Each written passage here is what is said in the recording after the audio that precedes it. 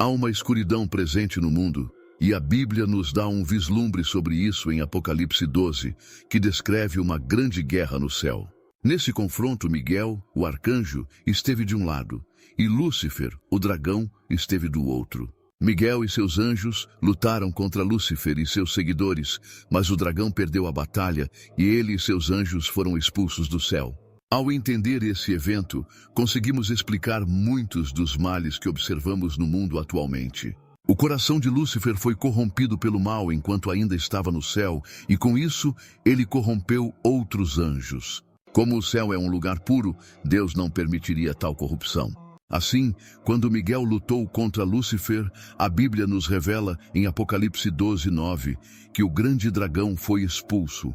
Ele, que é a antiga serpente chamada Diabo e Satanás, que engana o mundo inteiro, foi lançado na terra junto com seus anjos. Portanto, o diabo está na terra, e em Apocalipse 12:12 recebemos um dos maiores alertas sobre ele. Ai dos habitantes da terra e do mar, pois o diabo desceu até vocês cheio de grande ira, sabendo que lhe resta pouco tempo. Um pastor disse que embora Satanás esteja derrotado, ele continua sendo perigoso. Agora quero destacar o trabalho do diabo em 3 momentos: passado, presente e futuro. Comecemos com o passado. Desde o Antigo Testamento até o Novo Testamento, há muitos exemplos de Satanás agindo na terra. No Jardim do Éden, ele corrompeu a humanidade ao enganar Adão e Eva. Deus permitiu que Satanás tocasse em Jó, e vemos como ele atacou Jó de diversas maneiras. Usou pessoas como os sabeus e os caldeus, que saquearam sua propriedade. Causou um incêndio que destruiu suas ovelhas e matou seus pastores. E enviou um vento poderoso que destruiu a casa onde seus filhos estavam, matando-os. Portanto, através de pessoas e forças da natureza, Satanás conseguiu atingir Jó. No Novo Testamento vemos como Cristo libertou os endemoninhados e expulsou os demônios para dentro de porcos. Também lemos sobre um menino possuído que Jesus curou, repreendendo o espírito maligno que o atacava. Antes de ser crucificado, em Lucas 22:3, vemos que Satanás entrou em Judas, o que é um pensamento aterrador. Esses são alguns exemplos de como o diabo agiu no passado. Agora, olhando para o futuro, o livro de Apocalipse e outras passagens proféticas falam sobre o diabo levantando o anticristo, um ser humano possuído e fortalecido por Satanás. Apocalipse 13:7-8 descreve que o anticristo fará guerra contra os santos e vencerá, e lhe será dada autoridade sobre todas as tribos, povos, línguas e nações. Todos os habitantes da terra o adorarão, exceto aqueles cujos nomes estão escritos no livro da vida do Cordeiro, que foi morto desde a fundação do mundo. Agora, é importante observar o estado atual do mundo. Quando assistimos às notícias, parece que nossa sociedade está descontrolada. O que antes era considerado errado, agora é visto como certo, e o que antes era certo, agora é errado. Além disso, ouvimos sobre terremotos, guerras e muitos outros males. O mundo vive uma tensão constante, e tudo isso pode desencadear uma grande crise. Em algumas partes do mundo, os cristãos enfrentam sérias perseguições. Para aqueles que estão criando filhos, há um grande esforço para doutrinar as crianças e normalizar comportamentos que são contrários à Bíblia. E no mundo do entretenimento, vemos uma inundação de imoralidade, atividades ocultistas e todo tipo de maldade, mas tudo isso está acontecendo de maneira crescente. Se você se lembrar do que a Bíblia diz, em Apocalipse 12:12 está escrito: portanto, regozijem-se, céus, e vocês que neles habitam. Ai dos habitantes da terra e do mar, pois o diabo desceu até vocês, cheio de grande ira, porque sabe que lhe resta pouco tempo. Isso pode fazer com que você pense que Deus nos abandonou. Pode parecer que ele nos deixou para lidar com nossos próprios problemas. No entanto, a realidade é bem diferente. Esses acontecimentos estão ocorrendo porque Deus está se preparando para retornar. Estamos vivendo nos últimos dias, e Deus está prestes a voltar para salvar seu povo e julgar seus inimigos. A verdade é que estamos nos últimos dias desde a ressurreição de Jesus. Ao ler o Novo Testamento, você perceberá várias passagens onde os autores falam como se já estivessem vivendo os últimos dias. Um exemplo pode ser encontrado em Hebreus 1:1-2, que diz: Há muito tempo, Deus falou muitas vezes e de muitas maneiras aos nossos antepassados pelos profetas, mas nestes últimos dias, Ele nos falou por meio de seu Filho. A Ele Deus prometeu tudo como herança e por meio dele criou o universo. O autor de Hebreus escreveu isso entre 60 e 100 d.C., uma época em que Deus falava principalmente através dos profetas. Mas agora, nos últimos dias, ele fala através de seu Filho, Jesus. Essa passagem afirma claramente que em 60 d.C. já estávamos nos últimos dias, e ainda estamos. Deus aguarda o momento de retornar e restaurar tudo o que foi corrompido desde a ressurreição de Jesus, há quase 2000 anos. Deus está cada vez mais próximo de voltar. Jesus nos advertiu que um dos sinais dos últimos dias seria o engano. Lembre-se de que em Apocalipse 12:9 é dito que o grande dragão foi lançado fora, a antiga serpente chamada Diabo e Satanás, que engana o mundo inteiro. O diabo é um mentiroso, ele se apresenta como algo que não é. Vem como um cordeiro, mas na verdade é um lobo. Vem como servo, mas na realidade é um destruidor e ladrão. O engano no mundo de hoje é resultado das ações do diabo, que tenta afastar as pessoas de Deus. A Bíblia nos avisa sobre aqueles que afirmam ser Jesus ou que buscam conduzir outros à verdadeira vida, mas que na realidade estão tentando enganar as pessoas. Existem muitos líderes religiosos que alegam conduzir as pessoas a Deus, mas que não seguem a palavra de Deus. Também há outros não religiosos e suas ideologias que se apresentam como o caminho para Deus. São as celebridades e os ricos do mundo que afirmam que, ao seguir seus caminhos, se alcançará a verdadeira vida. No entanto, todas essas táticas não conduzem à vida, mas são enganos diretos que vêm do abismo. Outro sinal dos últimos dias, de acordo com Jesus, será a guerra e o conflito. Em Mateus 24:6-7 ele diz: E ouvirão falar de guerras e rumores de guerras. Vede que não vos assusteis, pois é necessário que isso aconteça, mas ainda não é o fim. Pois nação se levantará contra nação e reino contra reino. Os últimos 100 anos foram marcados por um grande derramamento de sangue. Na Segunda Guerra Mundial, entre 70 e 85 milhões de pessoas morreram, o que representou cerca de 3% da população daquela época. Hoje a guerra está ao nosso redor e parece que a qualquer momento uma terceira guerra mundial pode eclodir. A violência e o conflito estão se espalhando pela sociedade e muitos sinais nos indicam que estamos nos últimos dias e que a volta de Jesus é iminente. Embora não saibamos o momento exato de sua vinda, sabemos que está se aproximando rapidamente. Quando ele retornar, julgará os vivos e os mortos. Aqueles que escolheram segui-lo e viver conforme seus ensinamentos receberão a recompensa da vida eterna com o Pai no céu. Já aqueles que rejeitaram seguir os caminhos de Jesus serão punidos com a separação eterna de Deus no inferno. O tempo está se aproximando e logo estará aqui o momento em que Jesus retornará. Você está preparado para a sua segunda vinda? Você submeteu sua vida a segui-lo? Não estou perguntando se você acredita em Deus, pois até os demônios acreditam em Deus e reconhecem que Jesus é o Filho de Deus, que veio morrer pelos pecados do mundo. No entanto, eles não estão dispostos a se submeter e seguir a Ele. Então, pergunto novamente, você entregou sua vida para segui-lo? Pela graça, através da fé, confiou sua vida ao Pai e agora vive sua fé em Jesus? Se ainda não, agora é o momento. O tempo está se esgotando. Estamos vivendo nos últimos dias e Jesus pode retornar a qualquer momento. Em Lucas 12, Jesus conta a parábola de um servo. O mestre do servo foi embora e o trabalho do servo era esperar por seu retorno. O servo pode aguardar com diligência ou pode festejar, dormir e se embriagar enquanto espera. Aquele que aguarda com diligência será recompensado, mas o que se desvia será punido. Devemos ser como o servo que espera com atenção pelo retorno do nosso mestre. No mundo quebrado em que vivemos, a volta de Jesus está mais próxima do que nunca. Para aqueles que esperam com diligência, seguindo o Senhor, haverá uma recompensa indescritível. No entanto, os que não o fizerem sofrerão julgamento e punição eterna. Agora é o momento de esperar pelo nosso Senhor Jesus nestes últimos dias, enquanto Ele volta. Acredito que é hora de acordarmos, sermos vigilantes e estarmos prontos, pois o Senhor virá em um piscar de olhos e cada um de nós estará diante dele instantaneamente.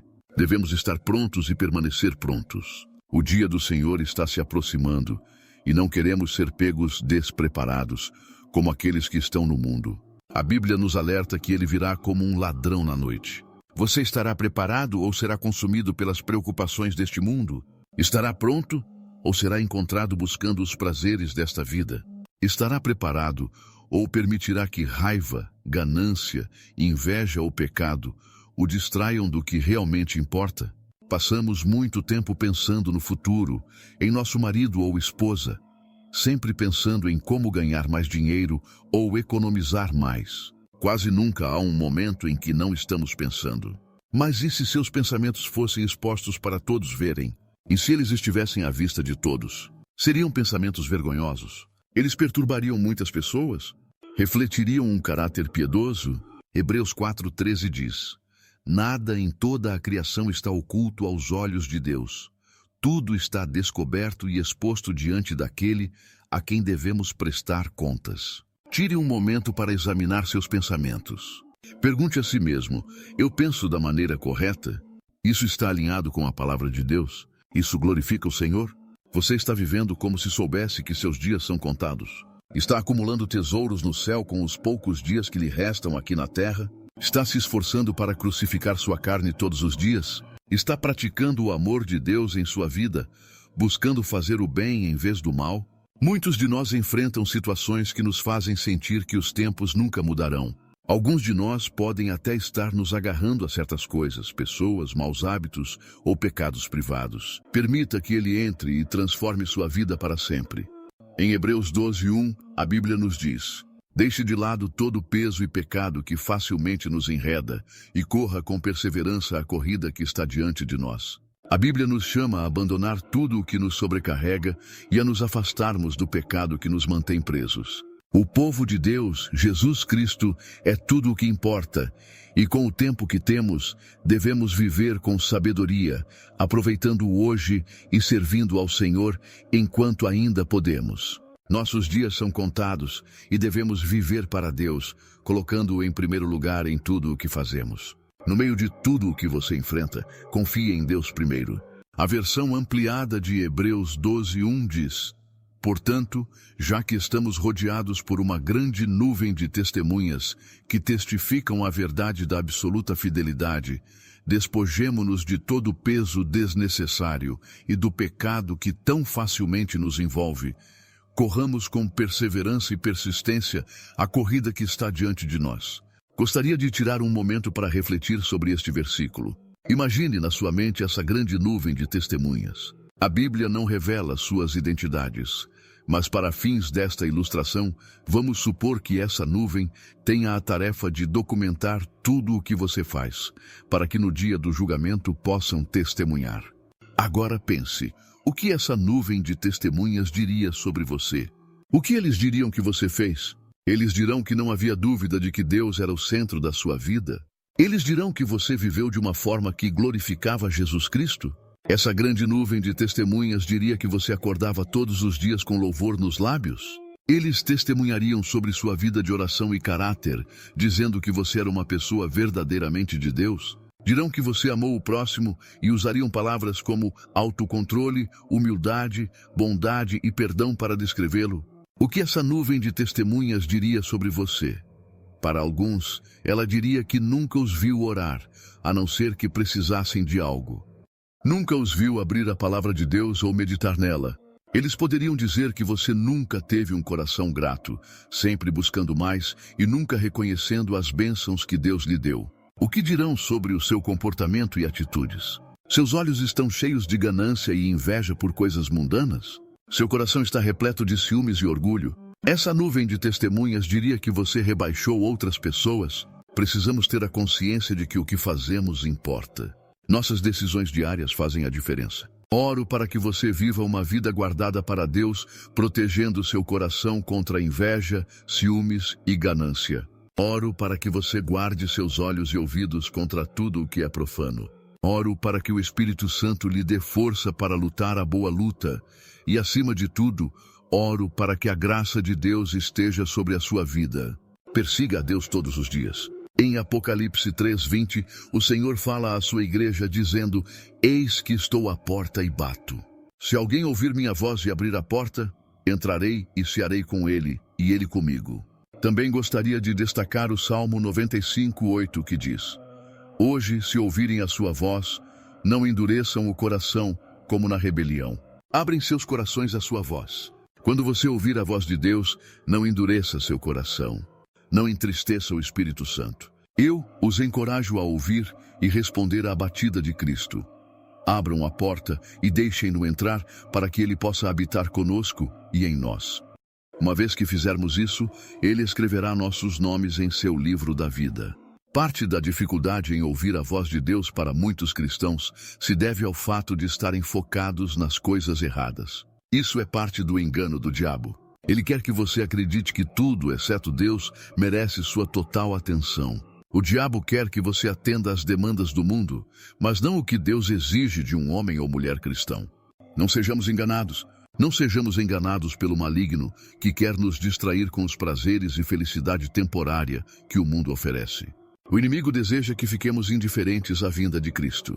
Em Lucas 12:19-20 é dito: Direi à minha alma, tens muitos bens armazenados para muitos anos, descansa, come, bebe e alegra-te. Mas Deus lhe disse: Louco, esta noite te pedirão a tua alma, e o que tens preparado para quem será? Esses prazeres podem ser agradáveis, mas não satisfazem nossas almas nem nos trazem verdadeira felicidade. No entanto, se vivermos para Deus, em obediência à sua palavra e mandamentos, seremos recompensados com a vida eterna e alegria. Essa é a nossa vocação. Embora estejamos neste mundo, não pertencemos a ele e por isso devemos viver de acordo com os padrões e a vontade de Deus. O apóstolo Paulo nos lembra disso em Romanos 12:2, ao dizer: Não vos conformeis com este mundo, mas transformai-vos pela renovação do vosso entendimento, para que experimenteis qual seja a boa, agradável e perfeita vontade de Deus. Também somos lembrados em Romanos 14:8. Pois, se vivemos, vivemos para o Senhor, e se morremos, morremos para o Senhor. Portanto, quer vivamos, quer morramos, somos do Senhor. Viver para o Senhor significa colocá-lo como centro de nossas vidas, buscar sua palavra antes de nossos próprios desejos egoístas, ouvir sua voz acima de todas as outras e fazer de nossa missão na vida servi-lo em tudo o que fazemos. Permita que ele entre e transforme sua vida para sempre. Em Hebreus 12:1, a Bíblia nos diz: Deixe de lado todo o peso e pecado que facilmente nos enreda e corra com perseverança a corrida que está diante de nós. A Bíblia nos chama a abandonar tudo o que nos sobrecarrega e a nos afastarmos do pecado que nos mantém presos. O povo de Deus, Jesus Cristo, é tudo o que importa, e com o tempo que temos, devemos viver com sabedoria, aproveitando o hoje e servindo ao Senhor enquanto ainda podemos. Nossos dias são contados e devemos viver para Deus, colocando-o em primeiro lugar em tudo o que fazemos.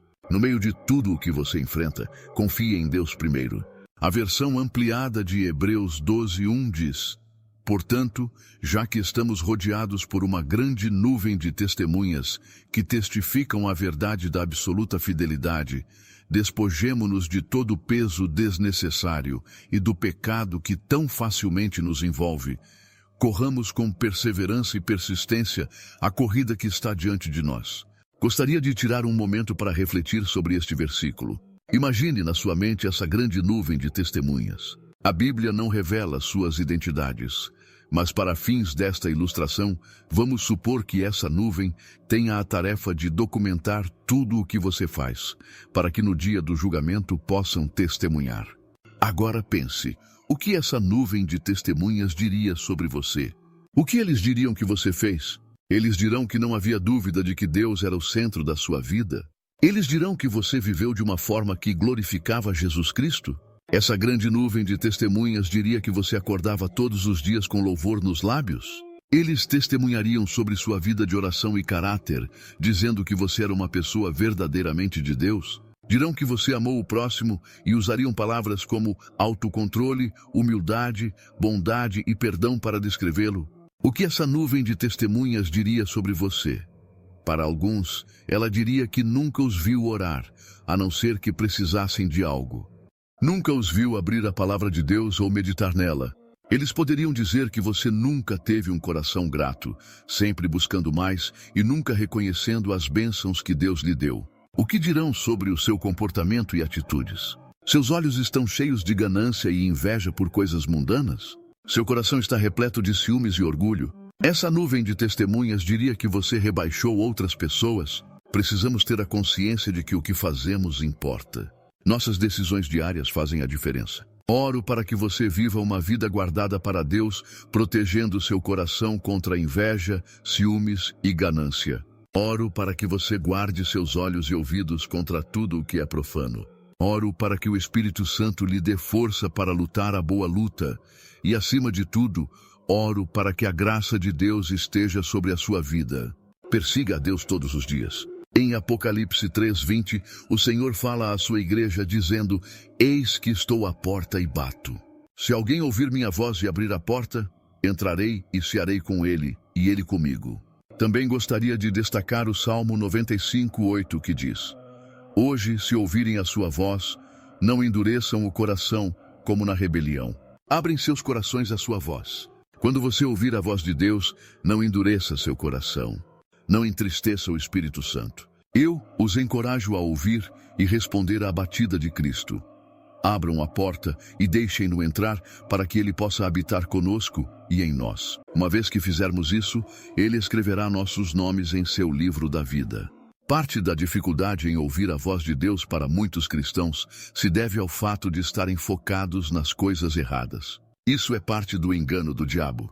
Ele quer que você acredite que tudo, exceto Deus, merece sua total atenção.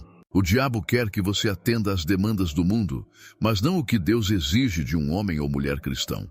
Não sejamos enganados. Não sejamos enganados pelo maligno que quer nos distrair com os prazeres e felicidade temporária que o mundo oferece. O inimigo deseja que fiquemos indiferentes à vinda de Cristo.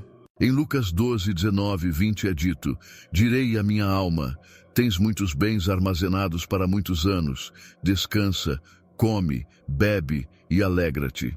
Mas Deus lhe disse: Louco, esta noite te pedirão a tua alma, e o que tens preparado para quem será? Esses prazeres podem ser agradáveis, mas não satisfazem nossas almas nem nos trazem verdadeira felicidade. No entanto, se vivermos para Deus, em obediência à sua palavra e mandamentos, seremos recompensados com a vida eterna e alegria. Essa é a nossa vocação. Embora estejamos neste mundo, não pertencemos a ele e por isso devemos viver de acordo com os padrões e a vontade de Deus. O apóstolo Paulo nos lembra disso em Romanos 12:2, ao dizer: Não vos conformeis com este mundo, mas transformai-vos pela renovação do vosso entendimento, para que experimenteis qual seja a boa, agradável e perfeita vontade de Deus. Também somos lembrados em Romanos 14:8. Pois, se vivemos, vivemos para o Senhor, e se morremos, morremos para o Senhor. Portanto, quer vivamos, quer morramos, somos do Senhor.